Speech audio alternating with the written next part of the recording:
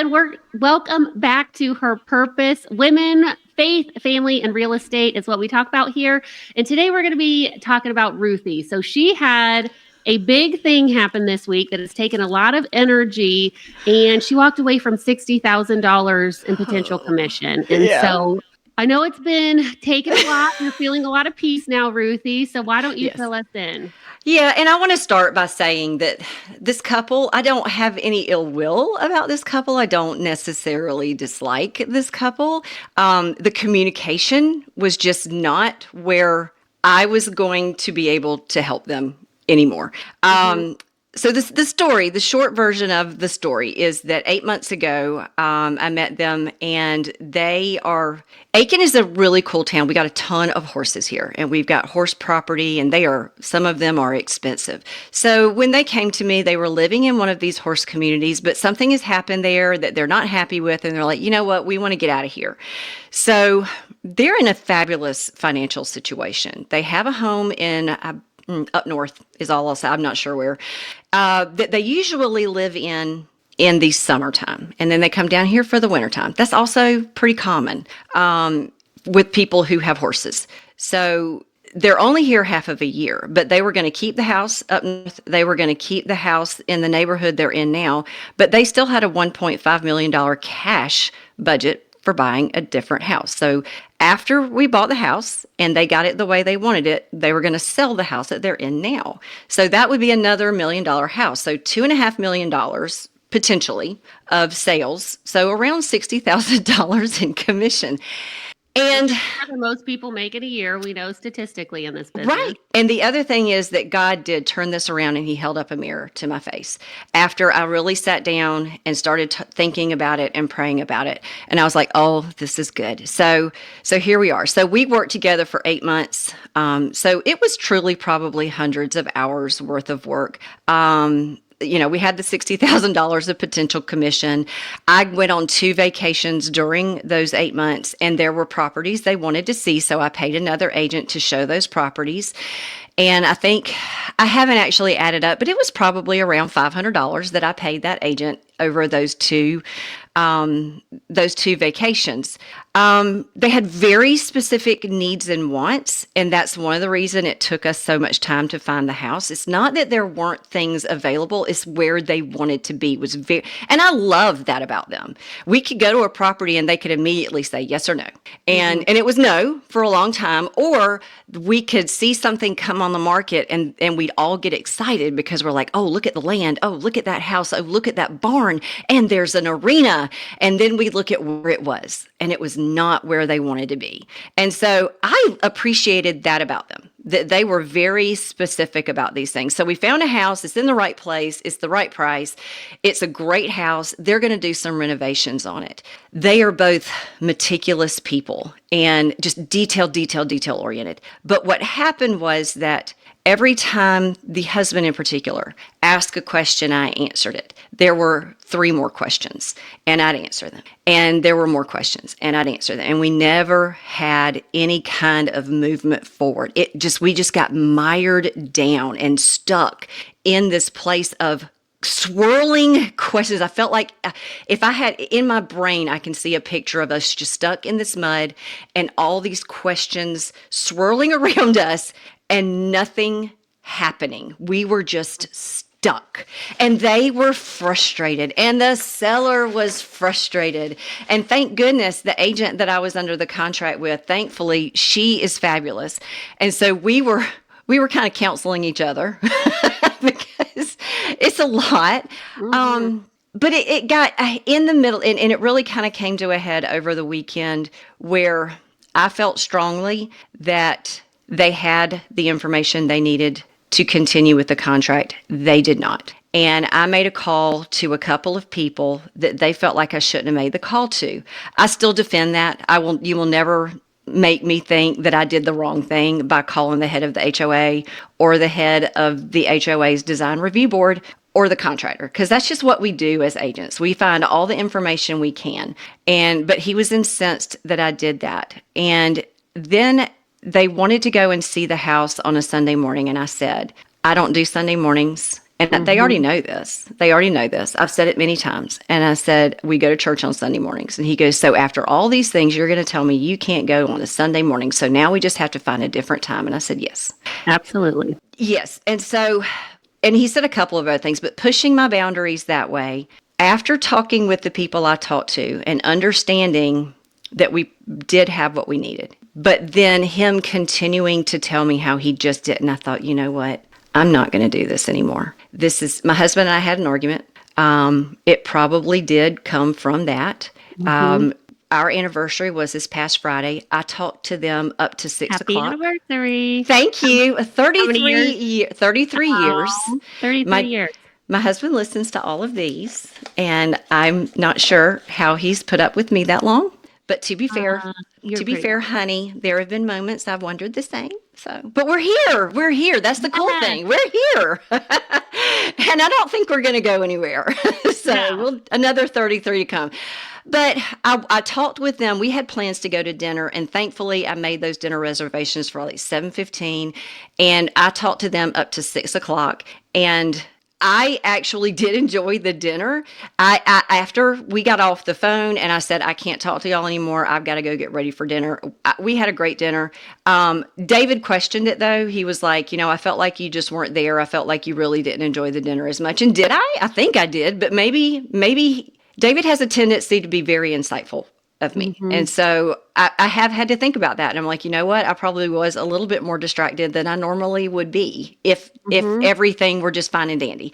So, and then I thought about, like, I've got some other clients right now, other deals that are in the process. We're just waiting for closing. Have I been as present with those two clients as I should have been, or as in touch with them? I have not, because my brain has been somewhere else. Not in a peaceful place. Which God is a God of peace, right? Not at all. No, not at all. So so that's where I was like, you know what? This is not good for me. And I'm fixing to walk away from a huge amount of money. I mean, that's the kind of closing that can change your year. And I would even argue to say that's the kind of closing that can change your career. I've been working towards getting into the horse properties because we have a horse property. So I know. You're the best person to sell one then. I mean, I get it. I understand what you need. And if I don't understand what you particularly need, I have other agents I can go to who will help me. That's the great thing about Aiken Real Estate, is that we help each other a lot here. But the point being, I've been trying to kind of get into that a little bit. And this would have been a change for my career. That would have been the first time that I helped buy a property and sell a property that was horse property. And that would have gotten my foot in that door, which is weird. And maybe I don't need to be there. Who knows? And I think things that I was proud of, that I would like to give myself a pat on the back for. I did not lose any sleep. Yay me. I never second guessed myself, and that's new. Because when I first started real estate, and for a few years, things would happen and I'm like, well, gosh, did I do something wrong? Am I wrong about this? Isn't that the way that, and I would have to go and get, somebody would have to kind of build me back up. Sometimes I would just go and ask the question. Sometimes somebody would have to build me back up and be like, no, you're not wrong. But not one time in this transaction did I think I'm wrong. So, but yeah, emotional energy out the door, not keeping up with my current clients who were just who were being lovely, not enough, time with them. And I just spent so much of my time managing this relationship and this transaction that I put a lot of, we were just talking about Her Purpose. Nobody posted on the Her Purpose Facebook page for 2 weeks. I didn't, because I didn't have the mental energy to do it. So I thought, you know what? So there were a lot of, what I'm hearing, right? There were a lot of seeds being planted that this might not be the space where you're meant to be. God was like, hey girl, you're not having the best anniversary dinner with your husband potentially, or at least that's how he felt. Or, hey, you've got other people to take care of. Or, hey, your emotional bandwidth is fried. Right. And so God tells us, he helps us see if we're in a door that's meant to be closed, he's going to help us gently. And I believe with everything in me that if you would have not been proactive in this firing, you might have been the one getting fired, because God's going to close that door if it needs to be closed. 100%. wouldn't you like to be in charge of that? And Mm-hmm. something that's so curious to me, Ruthie, that I think would be super helpful for our ladies here to know is, how'd you do it? Because right from a tactical perspective, I think, and this goes back to people pleasing, please listen to those episodes. We've gotten so Oh, much gosh, positive yes. feedback on them. But people pleasing is staying in that relationship, right? And Right. you might be doing it just because you don't want to tell them no, thank you. That could just be people pleasing. Add in $60,000, and how many of us would make the wrong decision here? So high five, sis. But how'd you do it? How'd you let them know? I know you're not one to burn a bridge. I know you work with integrity, right? And so tell us a little bit about what that looked like, because as you know, I'm newer into selling again, right? God is placing me back into selling. Now I'm working with God this time, because I have a story about a time I did not fire a client. And he sucked the living life out of me. And now I am committed to being like Ruthie, right? I'm committed to being like you. So tell us a little bit about how that looks. We know they were overusing your time, signs were popping up. So you've made the decision. How do you do it? How do you do it? And I'm super relational with my clients. And it's no secret that I have some that I call friends. I think we've talked about this before here. They are my clients, but they have become friends, and now they are friends. I will say I do now recognize that they don't all have to be that way. Some of them are just former clients, and that's fine. I still like them. They still like me, but we don't have to hang out and, talk on text or anything. The thing is, the wife I really connected with. I really liked her a lot. The husband I never connected with so much, but I understood him to a point. Like, I just got to know his personality, and I'm like, okay, this is how he is. And so I need it. So I mean, truthfully, and I've been using ChatGPT for a while, so it knows me pretty good. And I had to use ChatGPT on a few things with this transaction, on deciphering some emails and texts that he sent that were just kind of rambling, in making sure that when I sent an email back to them when I was frustrated with something, that wasn't coming through. That what was coming through was, here's what we need to do. The professionalism was coming through, not my feelings. So Chad had kind of been with me a little bit. So I sat down and I just said, okay, here's where we are. I am not going to go forward if they can't. So, and that was my thing. Over the weekend, I said, if they are going to terminate this contract, I am not going to continue with them. And Monday, they terminated the contract. And so instead of doing it on the phone, which is normally, I would much rather have a phone call with a person, because I want, or even if nothing else, like a video message, I like people to hear my voice so they know I'm not angry about it. I'm just saying, it's not working. You need to go on to somebody who's going to serve you better. At that point, and I think I'm still at this point, I couldn't have made that phone call and it been good. Also, I think that the husband would have talked to me in a way that just would have made me more angry. And I would have ended up saying things that just didn't need to be said. So in this instance, I decided that I was going to send an email, and Chat gave me, I don't ever use just what Chat gives me, but Chat can give me a really good springboard. And so I took that springboard. So I took the springboard, and when I sent over the termination agreement for the contract, I said, it's attached, and they've agreed to release your earnest money.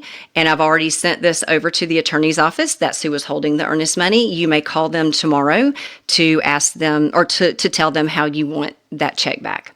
And from there, I just said, hey, I put it in an email, and I said, we've been together for a long time, and I didn't even say I hate to do this, because I didn't hate to do it. I think I just said something to the effect of, I see that our communications, our ways of communicating, they're not the same, and I feel like it's holding you back, and I feel like it's frustrating me.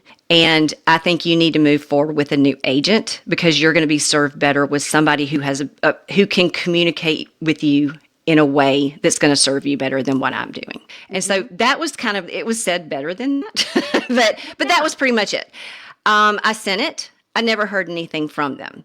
I have never had to terminate a buyer agency agreement. So if you're in South Carolina and you haven't either, let me tell you that you need to send Form 255 to terminate that. I've had to terminate a couple of listings, so I knew about that. But I got to thinking about it the next morning, and I was like, that couldn't have been it. Certainly there's something more official. So sure enough, there is. So yesterday, I sent to them the termination for the buyer agency agreement. And in talking with another agent about this, I think she'd actually be a great match for them. And so I did tell them, hey, guys, this does need something more official than me just letting you know. And so if you guys could sign this will free you up to continue looking for houses.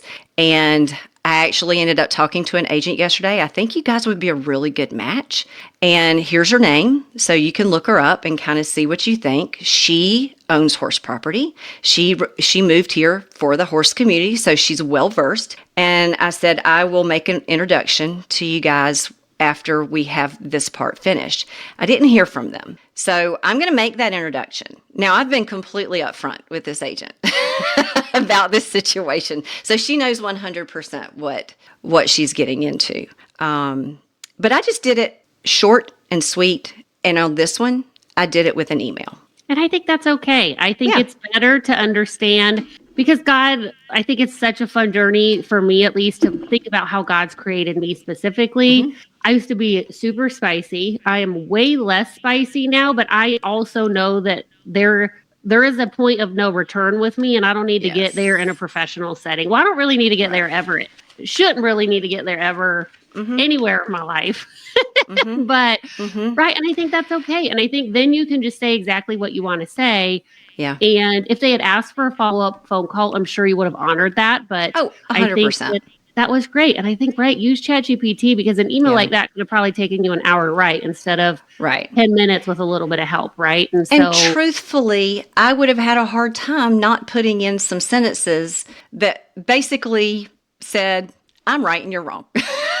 And that's not helpful. We don't need that. No. So I have no idea how they're feeling about me right now. I know that I am now feeling, though, like I feel my brain has come back to me. I woke up. I noticed yesterday morning, I woke up, and the first thing that came into my chest was a little bit of dread. And I thought, text message, because it had gotten to where every morning I woke up to a long, rambling text message about the same things over and over and over again. And I woke up dreading that yesterday morning, and I thought, wait, I don't have it. I don't have it. Yay. And another agent even tried to talk me into continuing, like, Ruthie, you've been with them for so long. Now you know them. Something else will come up. That's a lot of money. And I said, I'll think about it. And I did. Last night, I sat down for a little while and I went, Lord, okay. I mean, it's a lot of money, and this will put my foot into the horse world door. Are you sure? And here's what came back to me, though, because I did sit down with Chad a little bit, and I did sit down with my Bible, and I was sitting there praying. And here's what came to me. God was just kind of putting a mirror up to me through this husband's questioning and not liking any of my answers and continuing to question and not be able to move forward. How many times has God talked to me, told me things, and I didn't listen? But how many times have I gone to God asking questions, the same one, over and over again, and just didn't listen, didn't like the answer? So I just didn't listen. And so I just kept asking the same questions. I kept going through the same scenarios, round and round and round and round, stuck in the muck and the mire, and didn't move forward because I just didn't listen to God. So out of me losing potentially $60,000, now I'm convicted again. Well, and I love that, right? God being like, hey, girl, see yourself in this a little bit, right? Like, yes. You're tired of this guy questioning you. Well, you question me a lot too. You're my daughter, and I love you, so I'm going to wrap it in love, but. Right. And I can think of, especially, I think this has been a while, but this was a big one. It was my dad. My dad was an alcoholic. He died from alcoholism. He wasn't an alcoholic until I was really an adult. And he drank, but mostly it was socially. But that was something that God and I went around and around about. He told me for a long time, let him go, let him go. And I didn't do that. I'm like, but no, I can't, Lord. I've got to stay on top of him. I've got to keep trying. I've got to threaten him. I've got to beg him. But in the end, and this finally did happen. And this was one time we talked about hearing God. And I know that I actually auditorily hear God, because it wasn't my voice and it sure wasn't something that I would have said, but he said, let him go. And I was like, no, I can't do that. And he said, let him go. And I did. I let my dad go. And I was, wow. Yeah. That's the time that I can think of specifically that I did not listen to God for years. And I should have done that. And it cost problems in my marriage. It cost problems, not for my kids, but my kids were young. And they certainly knew that I was being affected by something that was mentally taxing for me. So yeah, you asking God, and then sometimes even taking steps forward when you don't have all the answers. Because that was something I wondered about too, was, Do you ever have all the answers? Is God ever like, here's Ever. the goal and here's exactly your plan? Because I sure have it. right. I Because haven't been a recipient of that plan. Because all God asks us to do is trust him. Just trust me. I'm not necessarily going to tell you. And actually, so Dominique and I were talking this past Friday morning, and she was telling me about some things, and she's like, I don't know what God is doing. And she said, but I'm just going to keep going. And I said, and you may never know. Or maybe you'll know in a year, or maybe you'll know in 2 days, or maybe you'll know in 10 years, or maybe you'll never know. And so that's exactly what you do. You just keep trusting and you just keep taking the steps forward. And this was something interesting, and I did actually look it up.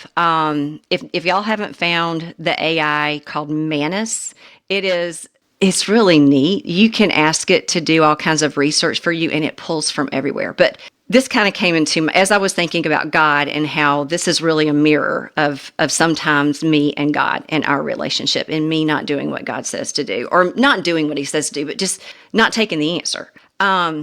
These people are not Christians. They are Jewish. They are practicing Jews. So, and we knew that about each other. And they asked, was it a problem for me? And I said, no, not at all. Unless, is it a problem for you that I'm a Christian? They were like, no. I'm like, okay, well, let's go. So, I did wonder though, is there a correlation because in real estate, you have to be able to take steps forward all the time without knowing all the answers. Always. You have to have a level of trust in your agent, in the house, in the people who are selling it. You can't buy a house any other way. Is there a correlation between people who are faithful, who are Christians, and how often they break contracts? Or if you're not a faithful person, and how often you break contracts? And what I found out through Manus is that there is a correlation, but there is no proof. There is a correlation that people who are Christians do trust their agents more. They do follow their lead more. They do have more of an ability to go, this is the house that is meant for us, and we're going to trust, and we're going to go through this process. So I thought that was super interesting. Manus gives you a ton of resources, and I think this is probably going to be a rabbit hole that I go into, because I thought that is just fascinating. Ooh, I love it. Somebody needs to do that study. Yeah. I would love, NAR does a bunch of studies about, people who buying houses, real estate agents, all the things. I think that would be a great study for NAR to do is how does your religion affect your buying and selling? Well, right, because you're running stuff through a different filter. And I know I've been praying, and as I'm reentering, that God will bring me people who I'm equally yoked with, right? Because then you can have conversations about, we've got to trust God, and if this does fall apart, it means that it isn't the house for you. And I even know pre-God, when I was more like a karma or a whatever you want to call it person, that I have yet to have a house fall through or something. Right. And it didn't end up how it was supposed to be because yeah. God was in control then too. And so a couple things that to also think about, not just the mirror in your face, but we've talked about this before, and it's so easy to get so focused on ourselves, right? But there may be someone else who this financial blessing is meant for, right? There may be somebody who is going to be called to manage this transaction. who that there is a different spot for that money. Maybe it's better for the clients. There's a different blessing in there, right? So that's something to think about. And another thing that I thought about, because we didn't necessarily fire these clients. We just kind of slow played ourselves out because they were just moving so slow. But what we really, after showing, they were searching for a second home. And what we finally realized after probably, and this was a mountain property, so going up into the mountains an hour or more, coming back down out of the mountains just to see one property, because they had very specific needs, was that the husband was a yes and the wife was a no. Yeah. So we never actually really had a client. We had a signed client, but we didn't ever, I don't think we ever really had a client, and whether or not those people will actually buy it. It sounds like there might have been that here, at least from an outsider's perspective. Maybe one person is a yes and one person isn't quite a yes. And so they're not actually a client right now. They might not be an actual buyer for 2 more years. And also, thirdly, now you have all this bandwidth back. God can bless that, right? God can bless that with a different client, maybe just time for your husband and your family this summer. But so there's a lot of pieces that I think it's so easy for us to get focused on the money, especially in real estate. And one thing that always made me so crazy as a broker owner and just a realtor in the business, because mine was always, I'm serving people, I'm not selling houses, always. Yeah. So I was never like, my goal was always, I'm going to serve this many families this year. And just the verbiage difference helped me versus I'm going to make 500,000, a million, or whatever your financial goal is. Yeah. But I think we forget about that so often, and we're cashing checks that don't exist. This may be a check that never was going to get cashed, right? Like, I think so often agents are working as if that money is in their account, and then they're making decisions based off of that. Like, and that is the worst. Big mistake. Big mistake. Obviously, you're not doing that because you walked away. But it's just something that's exhausting in this business. And if you are ever doing that or working from that scarcity capacity of, I can't pay my mortgage if I don't close this $60,000 deal in however many days, it's never going to work for you. It is never. I have never seen an agent stay in this business. Our attrition rate is so high already, right? 80% in 2 years, right? Yes. And so if you're going to make it, you just have to focus on your people. But I think being a Christian, you also have to focus on your own peace. And are you with the right people? And can you serve them well?